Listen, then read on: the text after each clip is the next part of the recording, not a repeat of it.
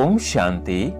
भगत भगवान से चाहते हैं कि भगवान आकर हमारी आंखों को अपना साक्षात्कार करा दे। आगे बाबा ने कहा, अब तुम बच्चे तो सम्मुख बैठते हो, तुमने ईश्वर को पाया है, इन आंखों से देखा है। अब जरा हम सोचे, हम कितने भाग्यशाली हैं कि स्वयं भगवान हमें मिल गया है। भगत तो सिर्फ चाहते हैं कि हमारी आंखों को अपना साक्षात्कार करा दे, तो पूरे दिन भर हम इस फीलिंग के साथ रहे कि स्वयं खुदा दोस्त मेरे साथ है। सुबह उठते ही हमारा पहला विचार यही होना चाहिए, अपने आप से पूछे कि मुझे कौन मिला है, स्वयं भगवान। फिर नेक्स्ट पॉइंट में बाबा ने कहा, इन 5 विकारों रूपी भूतों के लिए वास्तुप है ज्ञान और योग। हमें काम क्रोध आदि 5 विकारों पर अगर जीत पाना हो तो समय समय पर हमें ज्ञान और योग पर ध्यान देना होगा।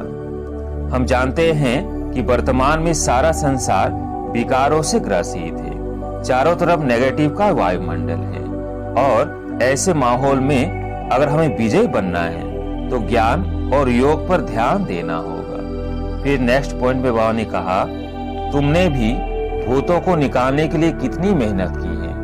बुद्धि जब पवित्र हो तब ज्ञान अमृत ठहर सके। बाबा ने कहा, तुमने भी भूतों को भगाने के लिए कितनी मेहनत की है। फिर बाबा ने कितनी अच्छी बात कहा कि अगर बुद्धि जब पवित्र हो तब ज्ञान अमृत ठहर सके।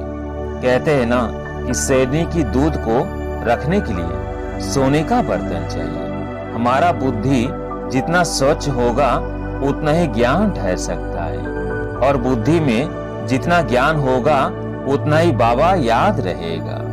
फिर नेक्स्ट पॉइंट में बाबा ने कहा, पहले पहले मेहनत है आत्म अभिमानी बनने की। देह अभिमानी होने से बाप को भूल जाते हैं, फिर भूले होती रहेगी। अगर हम आत्मिक स्थिति में स्थित होकर कर्म करते हैं तो हम बहुत ही हल्के लाइट रहते हैं और बाबा ऑटोमेटिक याद रहता है।